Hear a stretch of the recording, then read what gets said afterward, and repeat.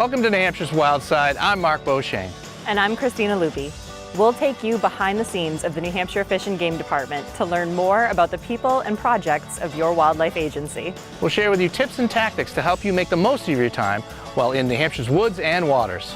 And along the way, you'll meet real people who love life outdoors. Now, let's discover more about New Hampshire's Wild Side. I started fishing when I was probably 3 or 4 years old. Just spin casting reel, worms and bobbers, panfish. I progressed to fly fishing later on when I was about 10.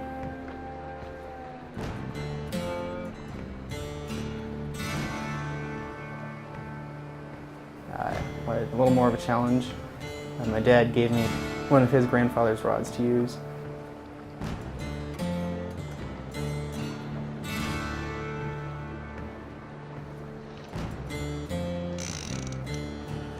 I started trying to catch fish on some of the local trout ponds. Took a few trips, but finally got my first trout on a fly.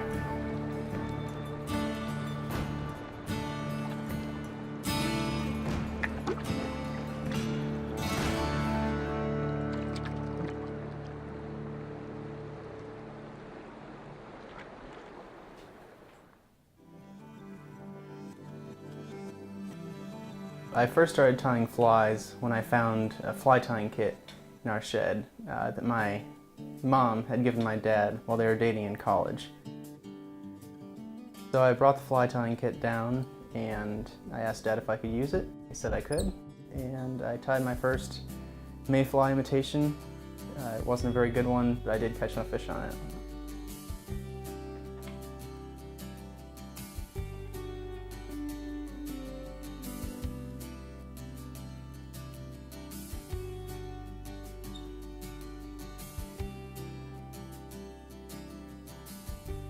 Last year, my friend Adam Wilcox and myself, we started a fly tying business. And we did this both for ourselves. We wanted to start a little business, make a little money, but we also wanted to donate a portion of the proceeds to the Trout Unlimited Conservation Organization. So we do donate 7% of our profits to them. We tie a lot of nymphs for fly fishing, and we will be expanding our inventory.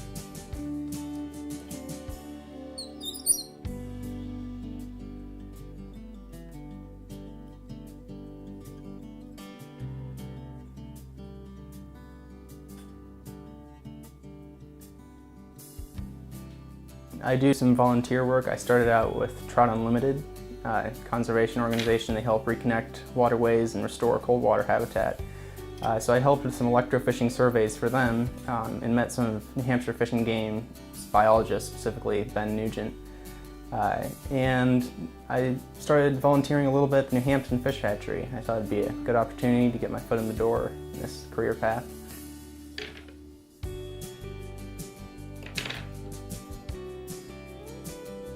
I'm hoping to graduate with a conservation biology major. I would like to be a fisheries biologist.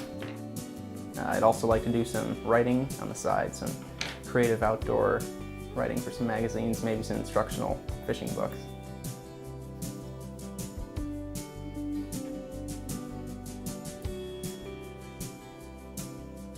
I still do a lot of spin casting. I think it's a very vital part of becoming a good fly fisherman because you learn a lot about basic fish characteristics and how they interact with the environment and their prey. It teaches you a lot about how to think like a fish. And so I still do that on a frequent basis because it gets you in touch with how the fish think on a much more fundamental level than when you're fly fishing.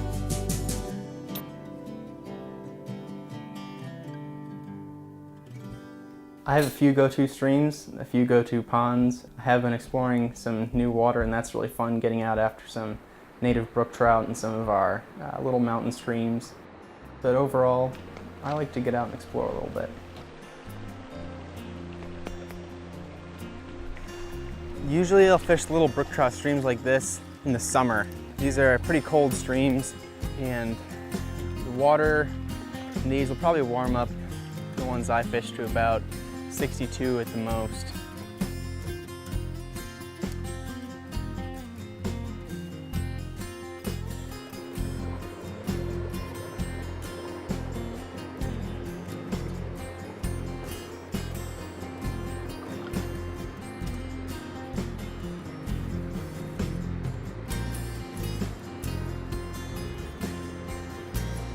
definitely been my passion. It's a way of life for me now. Whenever I'm not fishing, I'm reading about fishing. I have plenty of books on the subject, and I'm always spending money on more fishing gear. Oh, there we go. Whoa, that one's a little better. That's a big one.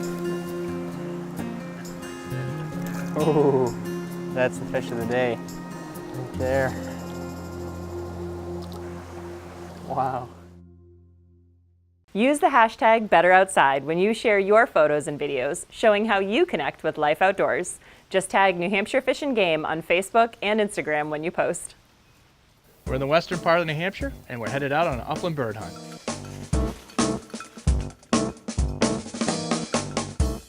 It's one of my favorite parts about hunting.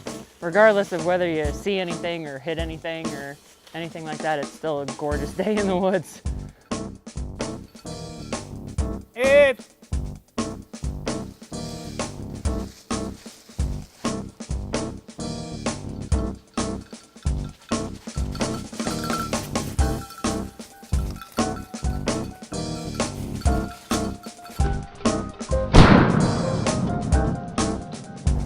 Oh, I see him, he's going. When a woodcock flushes, it only flies a short distance, so there's opportunities to follow up with them. I like to leave them down on the ground for a little bit, let them get some stink, and then send the dog in. Come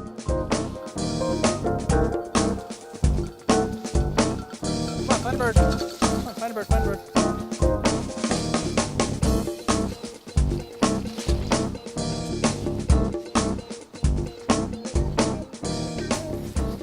This is a far cry from pheasant hunting in the field. A little variety with your terrain. Yeah, can't say I've ever been out doing this before.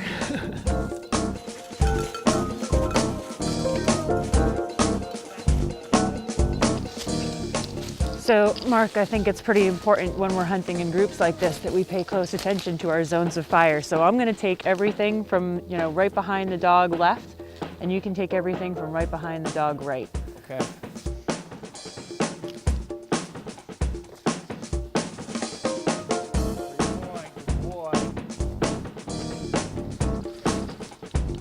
Ah, I would have had that if I was faster. It's not how many birds you bring home, it's seeing what he does. Oh, He's yeah. still working one here. Look at him go.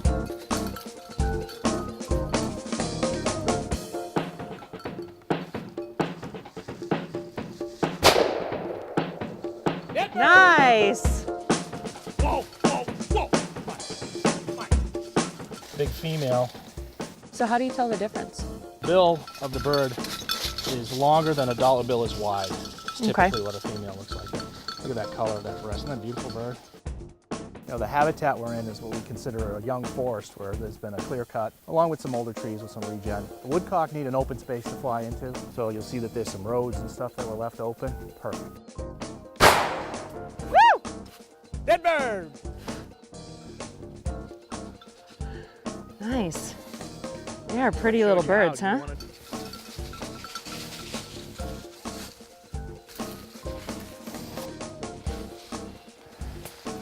There it goes.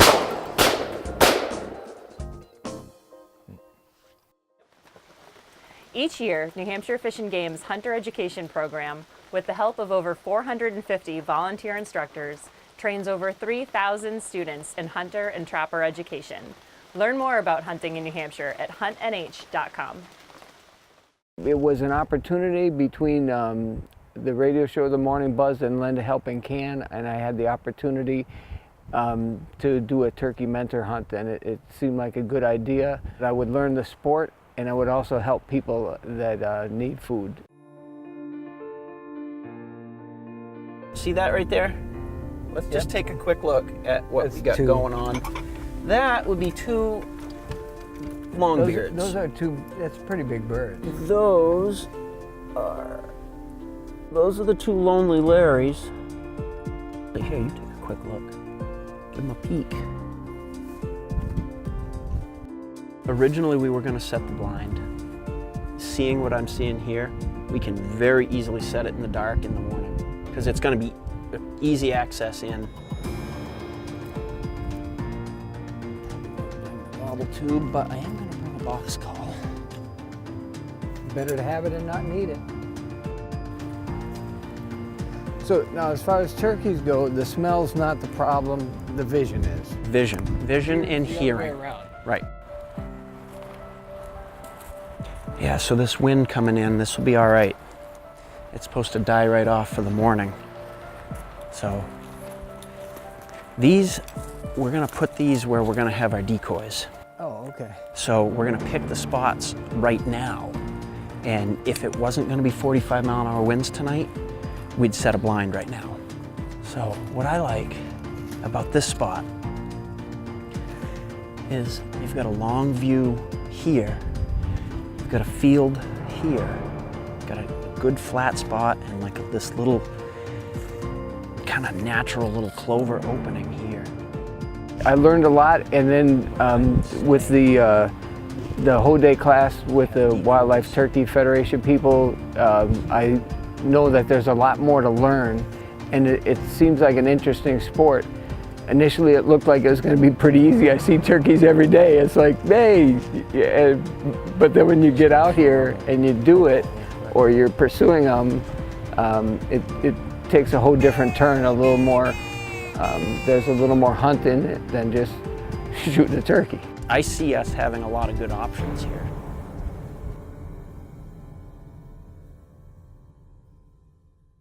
You know, don't worry about what the past was, because you really can't change it, but take today for today and make just what you said, make the best of it and move forward. And like I said, if things don't pan out today, there's no pressure. Today is about learning and enjoyment. Turkeys are very humbling because for something with a brain the size of your pinky, they survive.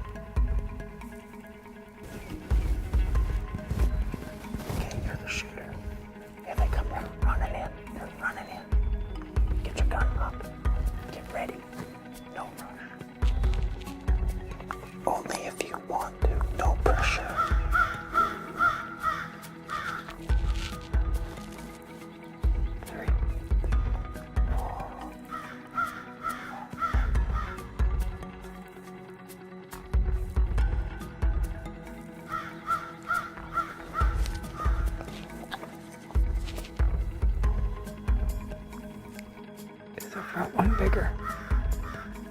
Yep.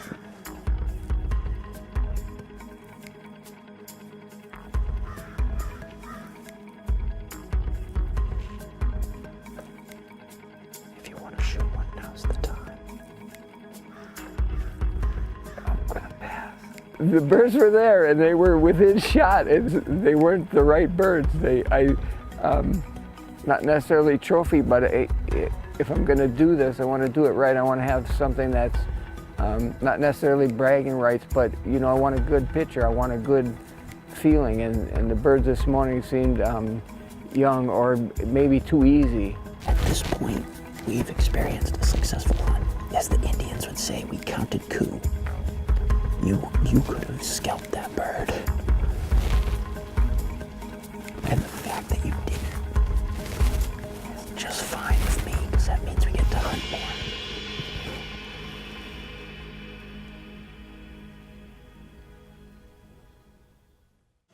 We hope you enjoyed this episode of New Hampshire's Wild Side.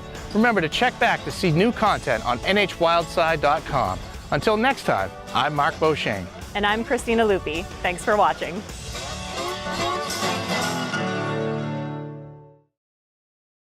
Thanks for watching. To learn more about life outdoors and New Hampshire Fish and Game, check out these videos. And remember to subscribe.